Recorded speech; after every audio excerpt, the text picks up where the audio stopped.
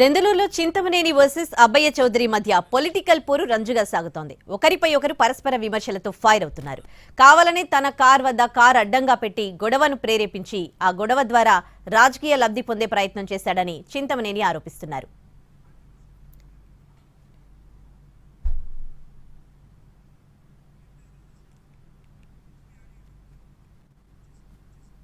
వివాహం చూసుకుని నేను బయటకు వస్తే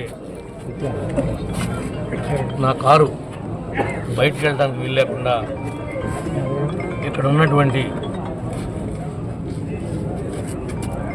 వైఎస్ఆర్ పార్టీ ఇన్ఛార్జి మా కారు ఎదురుగా అడ్డంగా పెట్టి గొడవని ప్రేరేపించి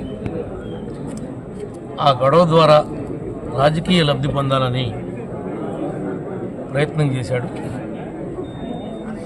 ఇవి ఈ కూటమి ప్రభుత్వంలో ఇలాంటి విషయాలేవి కూడా ఎదరికెళ్ళవు.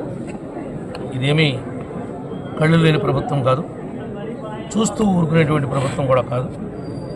ఈ విషయాలన్నింటినీ కూడా వచ్చిన తర్వాత ఏం జరిగిందో అదంతా కూడా మా గన్మెన్ని పోలీస్ స్టేషన్కి వెళ్ళి కంప్లైంట్ ఇవ్వమన్నాను. నేను నాతో పాటు 5 వ్యక్తులు మేము ట్రావెల్ చేస్తున్నాం. వాళ్ళు ఒక 25 మందిని తీసుకుని వచ్చి ఏదో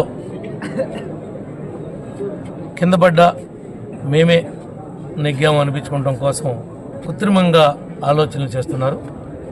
ఎవడి ఆలోచనల్ని వాడిని గోతులో పెడతాయి.